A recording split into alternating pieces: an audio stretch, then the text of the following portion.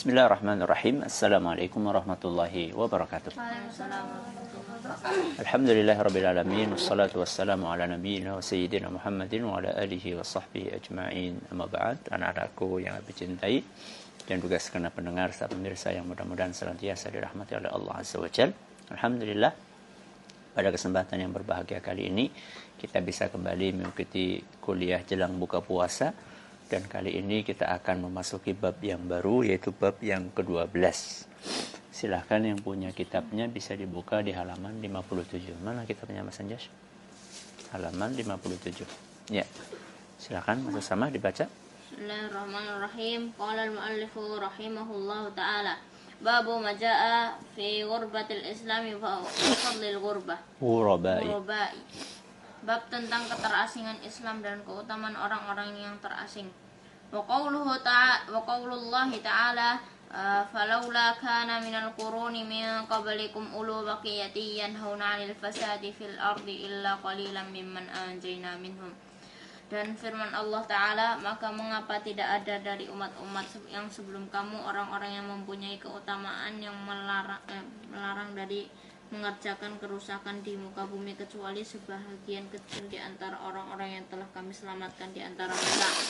Dan orang-orang yang zalim hanya mementingkan kenikmatan yang mewah yang ada pada mereka, dan mereka adalah orang-orang yang berdosa. Al-Quran Surat Hud Surat 11 ayat 116. Barakallahu fiik. Ini bab baru, anak-anakku, para pendengar, para pemirsa yang semoga dirahmati oleh Allah Azza wa Jalla, yaitu babu ma jaa fi ghurbatil islami wa fadlil ghuraba.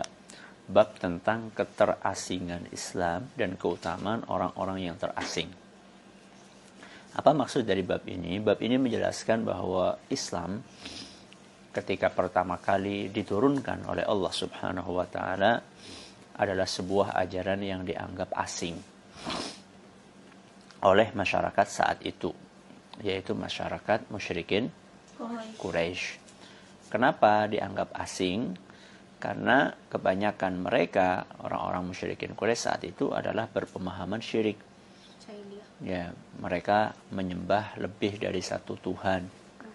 Ya, bahkan yang disembah ratusan berhala. Di sekeliling Ka'bah aja sudah ada sekian ratus, ya sekitar 300-an berhala. Kemudian nanti di rumahnya masing-masing ada, di kampung masing-masing ada. Jadi banyak banget berhalanya. Tahu-tahu Nabi kita Muhammad SAW datang dengan membawa ajaran tauhid. Ya, ajaran tauhid yang menyembah hanya kepada Allah saja, cuma satu Tuhan. Nah, dari situlah maka ajaran Islam pun dianggap menjadi asing. Asing ajarannya. Kemudian juga asing pengikutnya, karena awalnya pengikut Nabi kita Muhammad SAW sangat sedikit, cuma 1, 2, ya, 3, 4, dan nyampe awal-awalnya segitu, dan mereka sembunyi-sembunyi awal-awalnya seperti itu, ya, karena takut ditindas, takut disiksa, takut diintimidasi, bahkan takut dibunuh. Nah, jumlah mereka sedikit. Itu yang dimaksud dengan keterasingan di sini.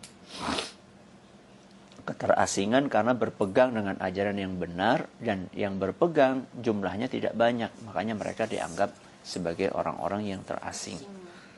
Jadi keterasingan di sini bukan kok menjadi orang yang berpenampilan aneh, beda, asal beda dari orang lain, dari masyarakatnya, bukan. Ada sebagian orang memahaminya demikian, pokoknya asal beda, bukan. Ya. Beda di sini maksudnya adalah beda dalam berpegang prinsip, bukan sekedar beda penampilan, kemudian beda yang lainnya, warna rambutnya hitam terus dia cat jadi apa? Jadi merah misalnya supaya beda, bukan seperti itu maksudnya. Ya, yang lainnya pada nutup aurat ini beda sendiri, buka aurat, bukan seperti itu. Ya, keterasingan dan kebedaan atau perbedaan di sini maksudnya adalah perbedaan dalam memegang prinsip-prinsip ajaran Islam. Nah, kemudian Allah Subhanahu wa taala berfirman, wa qaulullah, dan kemudian Syekh membawakan firman Allah, فلولا كان من القرون من قبلكم أولو بقية ينهون عن الفساد في الأرض إلا قليلا ممن أنجينا منهم. Ini menceritakan tentang orang-orang yang terasing di zaman dahulu, yaitu yang mereka konsisten mengingatkan masyarakat dari kejahatan, dari keburukan, dari kemungkaran, dan itu nggak banyak. Ya. Bahkan di zaman ini pun nggak banyak orang yang berani mengingatkan kesesatan, ya, orang yang berani mengingatkan kesalahan itu nggak banyak. Ya, kenapa? Karena memang risikonya berat.